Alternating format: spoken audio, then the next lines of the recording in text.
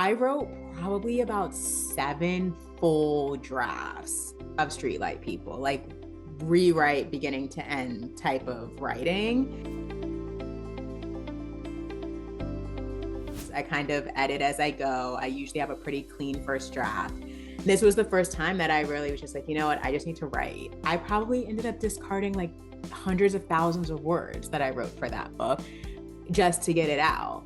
And if I had sort of stuck with what I had known myself to be as a writer and been like, no, this is not how I write, then I don't know that I ever would have gotten there. But I think giving myself the freedom to be like, well, this is how I write this time was enough to, like, thankfully get me over the finish line.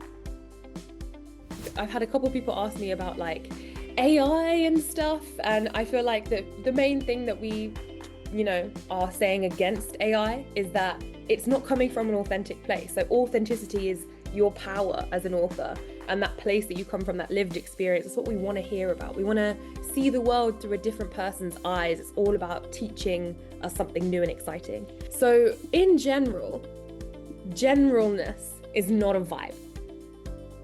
I think it's actually a bit about being interesting and not necessarily likable. So there are lots of great characters that are not likable, but they are so interesting. And because we're experiencing them vicariously and in a safe way through the pages of a book, we don't mind. I have sort of like slightly like images or scenes or situations that aren't complete, but I like can see the image of someone and it has a feeling to it, or sitting in a cafe. If I just start writing about the woman sitting in the cafe and the condensation on the window, then suddenly a scene will start to grow, and then she might not be in a cafe when I get to it, and it might be disconnected from the work that I'm doing, seemingly, but actually it might be the scene that I need to break open the scene that I'm stuck on.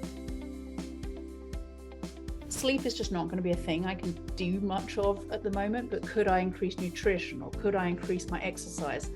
Because as you start to manage some of those pieces and you start to increase that ability for flowness, for getting into flow itself starts to fuel you. So finding flow when you do get writing back in your life, and I know this as someone with ADHD, I'm able to manage all the other bits. I'm able to manage when I'm tired, or my children are being difficult, or I'm being difficult, or I haven't had the energy to make myself a healthy meal for days and days and days.